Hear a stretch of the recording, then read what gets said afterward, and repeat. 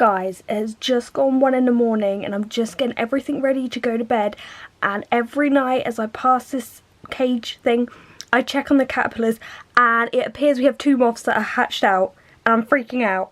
I need to get them out and see how they're doing.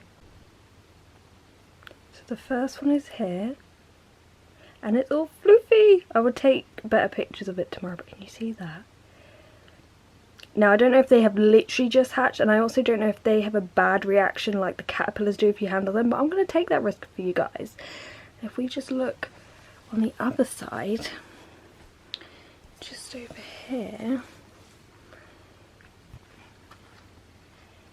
there's another one. Now, I was wondering if they came out this cocoon that was on the side, because that seems to be the one that was made the earliest, and all day I've been sort of looking inside from like the outside because I could always see what looked like a caterpillar in there, and I thought something looks different, and I've just found this goop seep through, and that usually comes out when they hatch out, so I think they've come out of over here. Look how fluffy it is. Oh my goodness, it's so cute. So I've got it on this little bamboo skewer, and look, it's so floofy. I'm just taking this moment to take the photos whilst it can't like fly off. And you can get a good look at it, then I won't have to disturb it. Just so I can... I've just got it on this bamboo skewer. You can just see how floofy it is. Before you could actually see it has little eyes under there. But yeah, it's just resting. They usually do this, they need to pump up their wings. So, my goodness, I'll have to release them once they're all sort of out.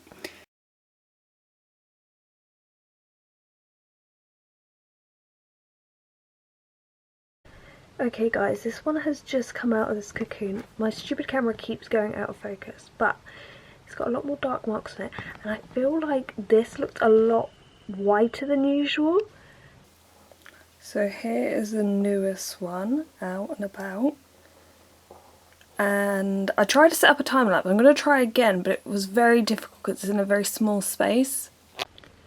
So it's a little later on in the day, and I couldn't get a time lapse unfortunately, but there's still time because I think there are still moths to hatch out.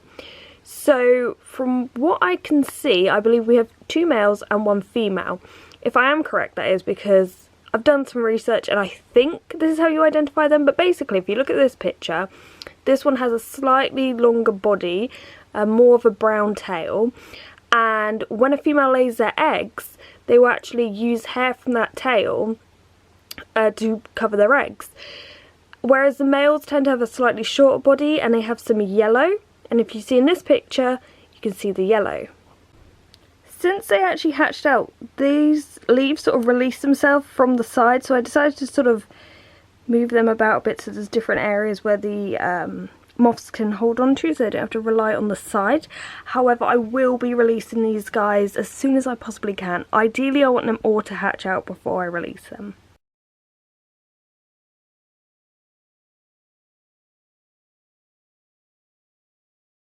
Guys, I'm a mess. So I put my hand in the caterpillar cage, not really thinking anything of it. There's no caterpillars in there. Moved around a bunch of leaves, and almost immediately yesterday I started getting these little bumps on my hand, and I thought, oh no, there's obviously stray caterpillar hairs in there. And this morning I woke up like this.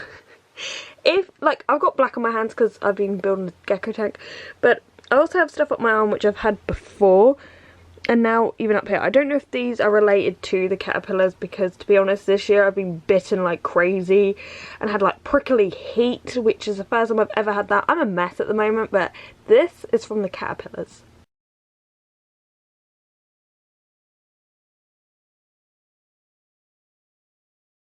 So today's the day I decided to release the moths, and my friend was coming over. We were going back to the same place where we collected these caterpillars.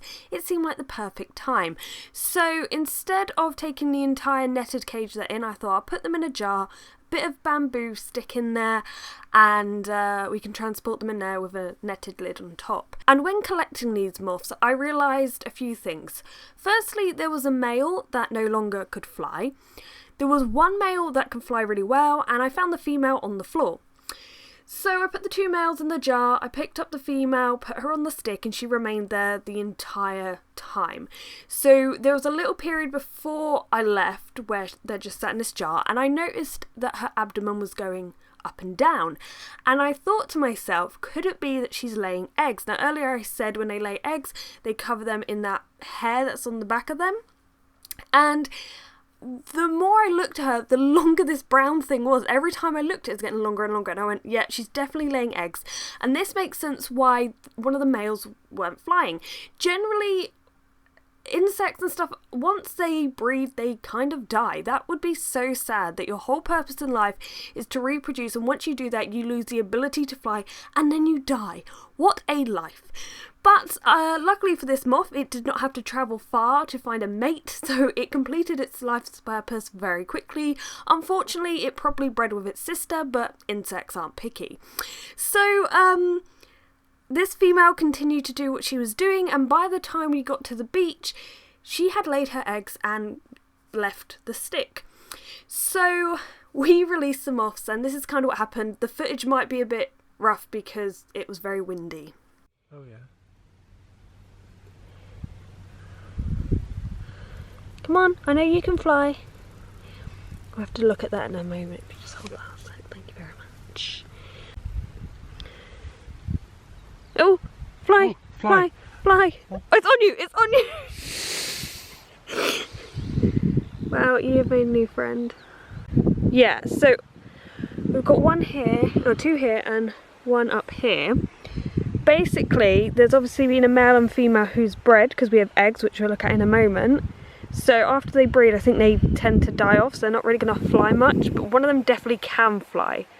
I'm just trying to figure out which one that is. So once the moths were away or flapping, or we've left them on something hoping they will eventually fly or find some sort of shelter, we had a closer look at this egg nest thing, and you can actually see some eggs on the outside, but the majority of them are packed within this hairy, fuzzy thing. So we wanted to find a nice safe place for these to hatch out, so we went back to where we could find some of the old nests and new caterpillars. Some new brown-tailed moth caterpillars had already hatched out, so chances are that the moths that were the caterpillars that are there before had actually pupated, had become moths, laid eggs, and the cycle continues. Potentially, I can't confirm that, I wasn't there. So we found a safe place to put the eggs, somewhere where there is a tree that they can eat, and we chose it because there are other brown-tailed moth caterpillars there, so we figured it's pretty ideal. And yeah, hopefully they do well. They are on a little bamboo skewer, so if we ever return and we still see it there, we know that's the one we left there. But this has been an interesting journey. This is why I love going out in nature and finding a random caterpillar and trying to identify it at home, only to find out it's a killer caterpillar. But you get to see its entire life cycle. We've seen the egg, we've seen the tents that they build, the caterpillars, the pupa, and the moths. And even though they have a bad name, I think they're very pretty and very cute and fluffy, and they're part of our wildlife, so we should respect that. Anyway, I hope you've enjoyed this journey with me. I have tons of other videos like this if you want to see about the elephant hawk moth, or even just general Project Butterfly videos, ants, sea monkeys, anything like that. I like little weird things like this. So yeah, I hope you've enjoyed it. Thank you for joining us, and goodbye.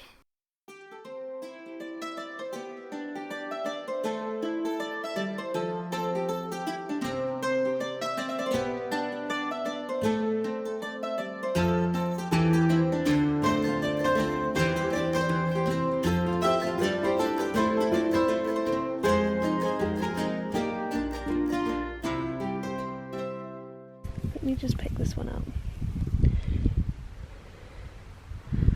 Oh, it flew! Okay. Come on. How can it manage to get trapped in grass? Okay. Oh, fly! Oh my goodness, this is the cutest little thing. It's twerking on the stick.